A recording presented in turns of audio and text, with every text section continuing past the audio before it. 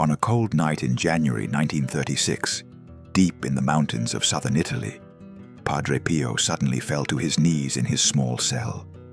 His visitors froze in silence as the friar whispered, "Pray for a soul that will soon appear before the Divine Tribunal."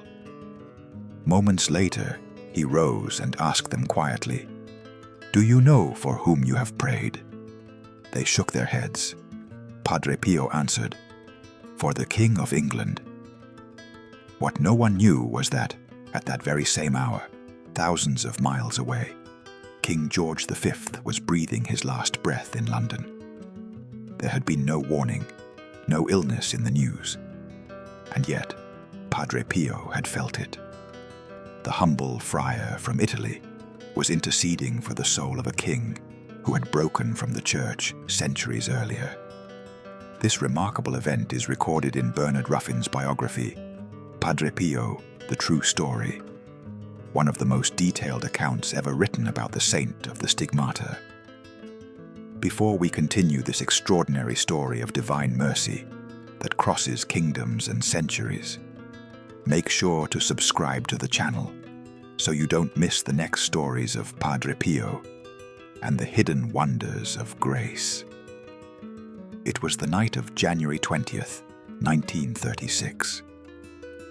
3 lay visitors were speaking quietly with Padre Pio in his friary cell, when without warning he fell to his knees on the cold stone floor. With deep gravity, he said, "Pray for a soul that will soon appear before the Divine Tribunal." The visitors followed his lead and prayed in silence. After a moment, Padre Pio stood and asked, "Do you know for whom you have just prayed?" They shook their heads. "For the King of England," he said. Later, his companions recalled that there was nothing in the newspapers, no sign that the king was even ill. And yet the next morning, the Italian papers carried the headline, "King George V of the United Kingdom dead." George V had ruled since 1910, leading Britain through the Great War. A man of order and discipline, he had little love for the ancient faith. When he took the throne, he rejected the invocation of the Virgin Mary and the holy sacrifice of the Mass, calling them superstitious and idolatrous. But on that night, January 20th, 1936, the king lay dying of emphysema. His physician administered a fatal dose of morphine and cocaine to hasten his death. As the Archbishop of Canterbury prayed, "Go forth, O Christian soul," the king turned to his doctor and whispered his last words, "God damn you."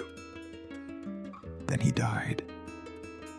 Meanwhile, in the stillness of San Giovanni Rotondo, Padre Pio had already interceded for him. The man who bore the wounds of Christ often said that souls from purgatory came to him seeking prayer and mercy.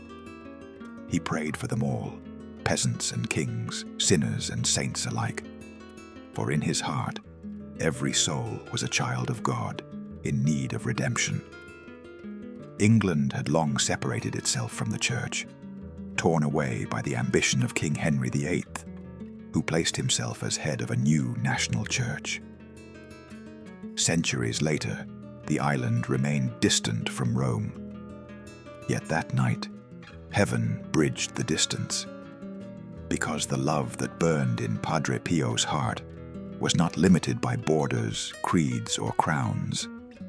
He prayed for all who suffered, even those who had turned away.